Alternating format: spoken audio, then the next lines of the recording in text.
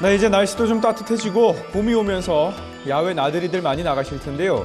오늘 사연은 한 남성이 벌레에 물려서 목숨을 잃은 사연입니다. 자, 이게 어떻게 된 사연이죠? 네. 벌레에 물린 한 남성이 몸살과 오한을 호소하다가 병원에 입원한 지 이틀 만에 사망한 사건입니다. 예. 유족은 의사의 방치가 환자를 죽음으로 내몰았다고 주장하고 있습니다. 곧 생신인 아버지를 기리기 위해 모인 가족.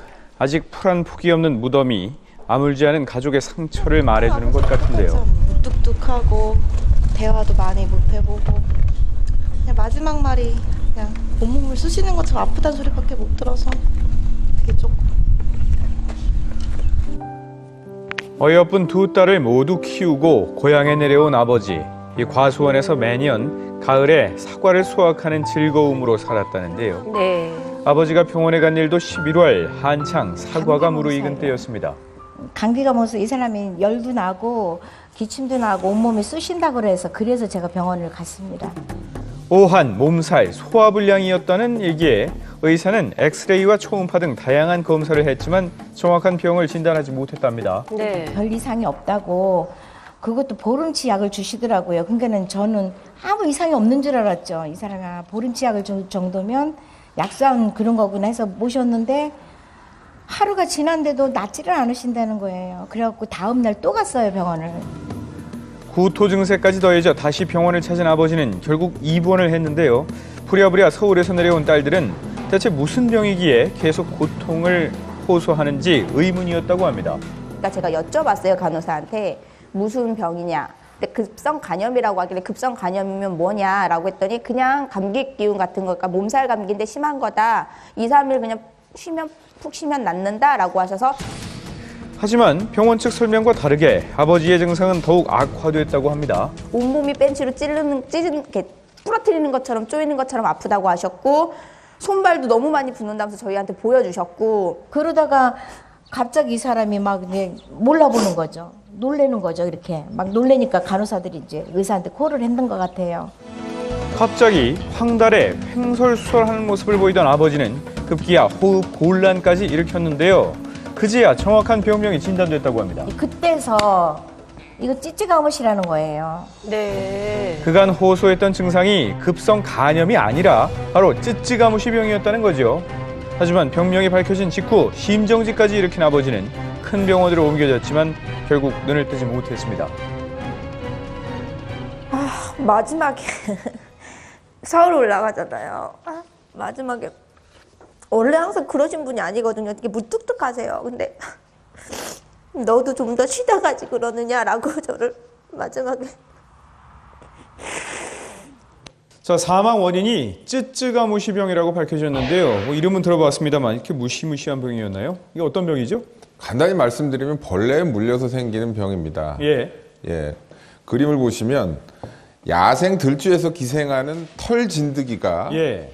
유충 상태에서 사람을 물게 되면 생기는 병이고요. 예. 이 털 진드기 유충에 있는 쯔쯔가무시라는 균이 예. 병을 일으키게 됩니다. 그러면 찌찌가무시 균에 감염이 되면 어떤 증상이 나타나나요?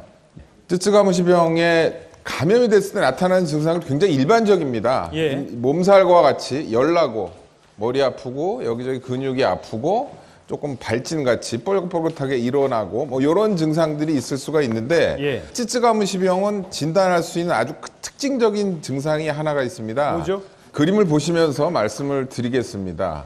여기 보시면 뭐에 물린 자국이나 딱지처럼 보이죠? 네. 우리가 그러네요. 이거를 가피라고 합니다.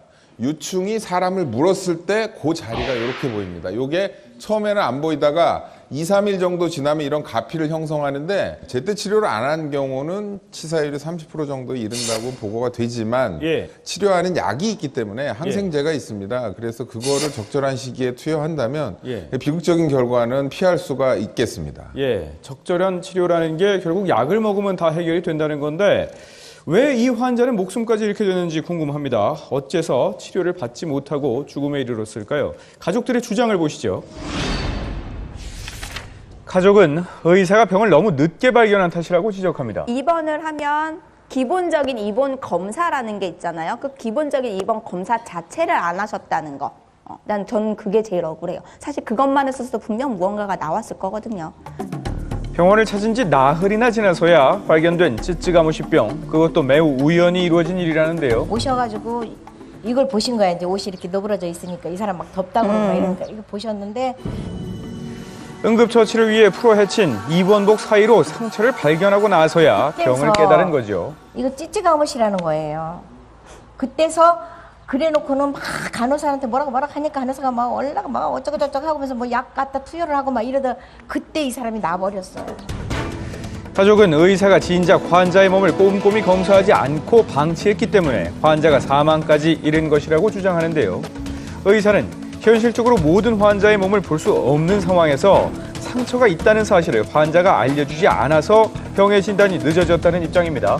환자가 모르니까 병원에 가서 의사한테 나 무슨 병인지 진단을 해주세요 이러지. 어느 환자가 나 쯔쯔가무시예요. 치료해주세요. 이런 환자가 어디 있습니까? 쯔쯔가무시병이라는 게 있는데 쯔쯔가무시병 조심하셔야겠습니다. 게다가 당시 쯔쯔가무시병이 유행이었는데도 이를 의심하지 못한 의사가 문제라는 주장이죠. 공문이 제대로 안 내려왔다는 거예요. 그래서 내가 공문이고 나발이고 지금 매스컴에는 다 지금 쯔쯔가무시 조심하라고 다 떠들어대는데 당신은 신문도 안 보고 아무것도 안 보느냐라고 얘기를 했더니 정식 공문이 안 내려왔다는데 그게 의사가 할 소리예요? 박사님께서 보시기에도 이거 쯔쯔가무시병을 진단하기 힘든 상황이었을까요? 예, 봄, 가을, 예. 3월부터 5월 정도까지부터 해서 11월, 9월, 10월, 11월 요 정도에 야외 활동을 하시는 분들이 주의해야 될 병이 3가지가 있습니다. 예. 저희가 흔히 응급실에서는 3종 세트라고 얘기를 하는데요. 예. 쯔쯔가무시가 있고 렙토스피라증, 그다음에 유행성 출혈염. 예. 대부분의 경우 3가지 검사를 한꺼번에 하게 되고요. 예. 그거에 따라서 일단은 경험적으로 쯔쯔가무시에 대한 치료는 시작하게 됩니다. 예. 그런데 이틀 후에 새벽에 환자 상태가 안 좋아졌을 때 심정지가 일어난 후에 보면 그때 주치 환자 왼쪽 겨드랑이 부위에서 담뱃불로 지진 양상의 흔적 발견해요. 어허. 이것이 아까 말씀드린 가피입니다. 예. 치료제가 있고 적절한 시점에 치료제가 투여돼야 되는데 예. 가피 발견이 늦고 쯔쯔가무시라는 진단이 늦었기 때문에 그 약이 제때 안 들어갔다고 볼 수 있고 그런 것 때문에 환자가 비극적인 결과를 맞이했다고 생각이 듭니다. 네. 의사가 직접 환자의 몸을 벗겨보고 이런 가피가 있는지를 찾아보는 게 당연한 일이라는 얘기죠. 예, 특히 가피는 몸에 보이는 곳이 아니라 사타구니라든가 겨드랑이 이런 숨어 있는 경우가 많기 때문에 예. 정밀한 진찰이 필요합니다. 네. 이렇게 의사가 제대로 된 진단을 못해서 환자가 목숨을 잃은 경우에 법적인 책임 물을 수 없는 건가요? 네, 야외에서 일하는 농부가 예. 감기 유사 증상으로 왔다고 한다면 당연히 쯔쯔가무시병을 의심했어야 됩니다. 예. 쯔쯔가무시병을 의심하고 조기에 진단과 검사를 시행했어야 되는데요. 예. 이런 검사를 하지 못해서 환자가 사망에 이른 거기 때문에 민사적인 책임뿐만 아니고 형사적인 책임도 물을 수 있다고 생각합니다. 그렇군요. 자, 오늘 사건은 사실 조금 간단해 보이기도 하는데요. 두 분께 좀 마무리를 여쭙고 싶습니다.